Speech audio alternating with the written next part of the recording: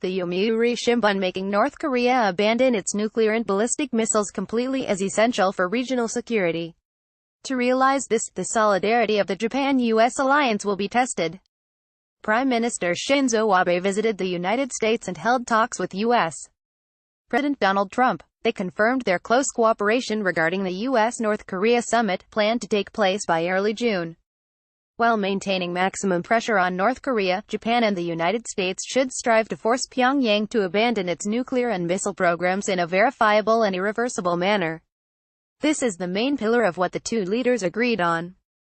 War's end not main goal. Abe emphasized that, "Our approach has proven to be successful and right," Trump responded, saying that Japan and the United States are in accord in their opinions.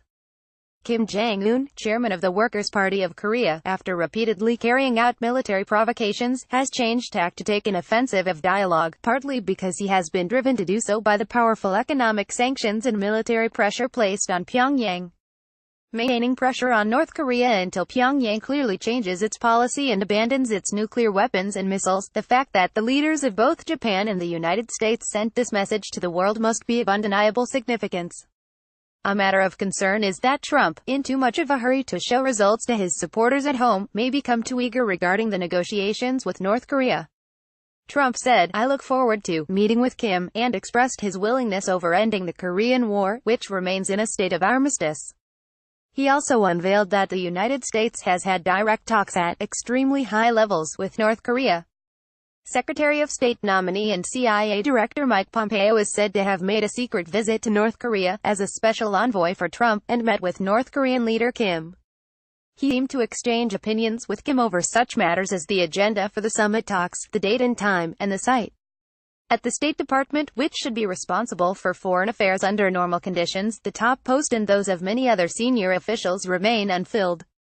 Doesn't this pose the risk of impediments under the current circumstances, in which there are few experts with ample experience of negotiating with North Korea? Anxiety cannot be dispelled. As of now, North Korea has only shown its will to denuclearize the Korean peninsula. The issue of what to do with its ballistic missiles also remains untouched. A declaration of the end of the Korean War will probably end up being a political message, but it will not lead to lessening of the military threat. On the contrary, it is likely to bring about further destabilization of the region, by giving North Korea a pretext to demand the withdrawal or reduction of U.S. forces stationed in South Korea.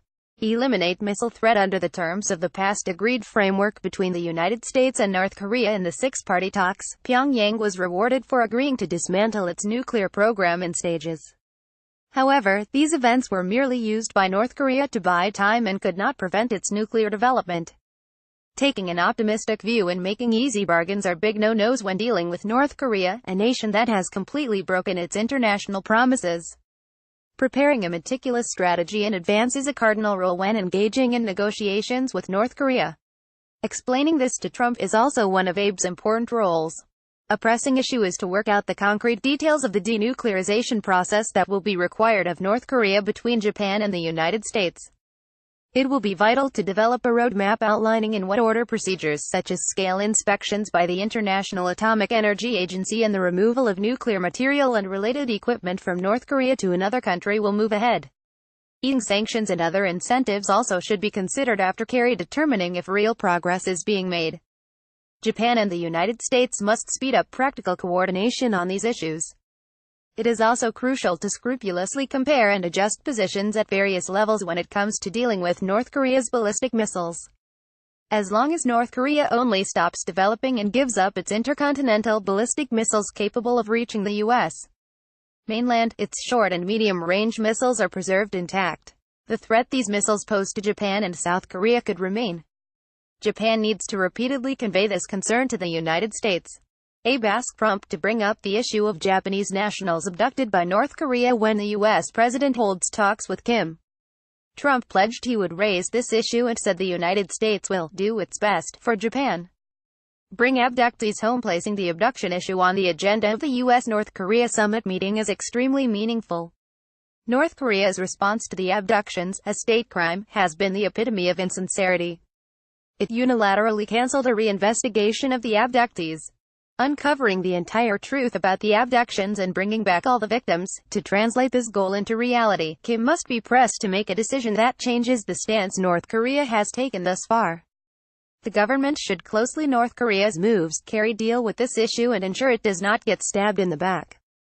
Japan's basic plan is to find a comprehensive solution to the nuclear, missile and abduction issues.